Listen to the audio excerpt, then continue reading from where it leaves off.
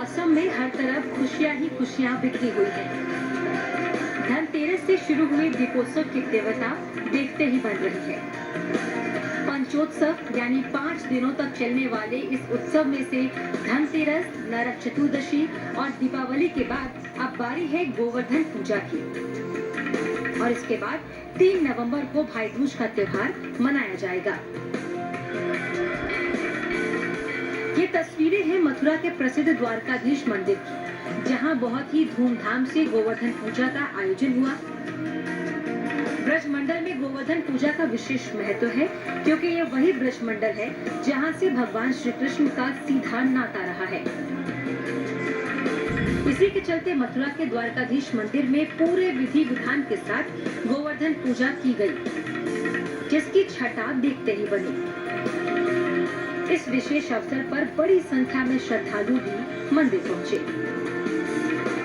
सबसे पहले इंद्र की पूजा हुआ करती थी और भगवान कृष्ण ने अपनी 5 साल की उम्र में सभी गांववासियों को ये कहा कि ये इंद्र का पूजन आप बंद करो।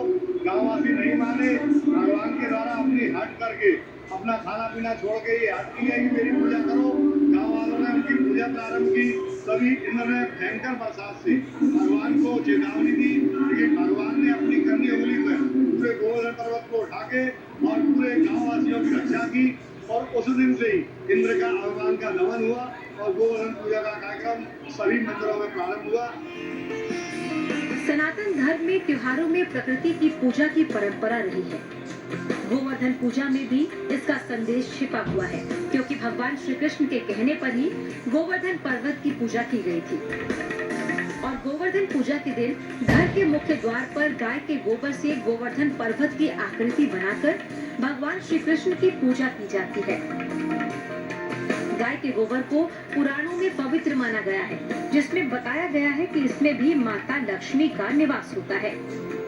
इसीलिए सुख और समृद्धि के लिए भी गोवर्धन पूजा करने की परंपरा है।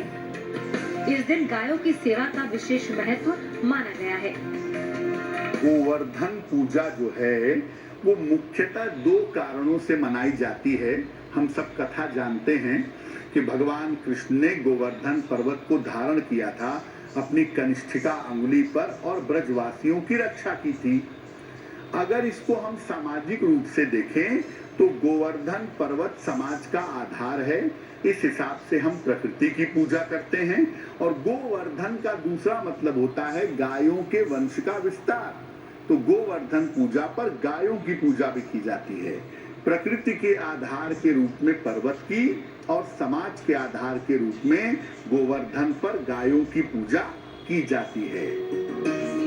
गोवर्धन पूजा दीपावली के अगले दिन मनाई जाती है। पौराणिक कथा के अनुसार कार्तिक माह के शुक्ल पक्ष की प्रतिपदा तिथि पर भगवान श्री कृष्ण ने इंद्रदेव का घमंड तोड़ा था। इसीलिए हर साल की इसी तिथि पर गोवर्धन पूजा होती है। मथुरा के द्वारकाधीश मंदिर में गोवर्धन पूजा का उत्सव देखने को मिला, लेकिन उदय तिथि के अनुसार ये पर्व कल यानी 2 नवंबर को मनाया जाएगा। गोवर्धन पूजा जो है वो मुख्यतः की जाती है कार्तिक शुक्ल पक्ष की प्रतिपदा तिथि को, और ये इसका डिसीजन होता है उदया तिथि के हिसाब से। और ये दिन की पूजा है, यानी दिन में प्रतिपदा होनी चाहिए। तो इस आधार पर 2 नवंबर को गोवर्धन पूजा का पर्व मनाया जाएगा। गोवर्धन पूजा कुछ जगहों पर सुबह में की जाती है, तो कहीं इस पूजा के लिए प्रदोष काल को शुभ माना गया है।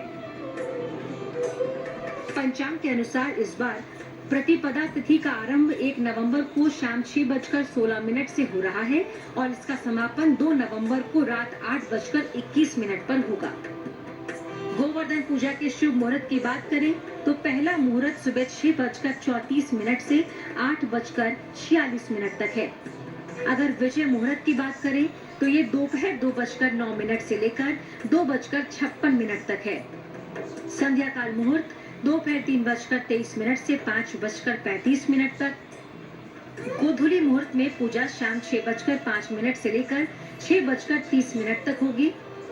यही नहीं, इस बार गोवर्धन पूजा में त्रिपुष्कर योग भी लग रहा है, जो रात्रि 8:21 से 3 नवंबर को सुबह 5:58 तक रहेगा। कई जगहों पर गोवर्धन पूजा का त्योहार अन्नकूट के नाम से मनाया जाता है। अन्नकूट पर्व में भगवान को नए अनाज के पकवान से भोग लगाने की परंपरा है और भगवान के निमित्त 56 भोग बनाया जाता है। इस दिन बनने वाले अन्नकूट में कई तरह की सब्जियां, कड़ी चावल, खीर, मिठाइयां, रबड़ी, पेड़े, खोआ, माखन, मिश्री, पूरी, तरह तरह के पकवान बनाए जाते हैं और श्री कृष्ण को भोग के रूप में अर्पित किया जाता है।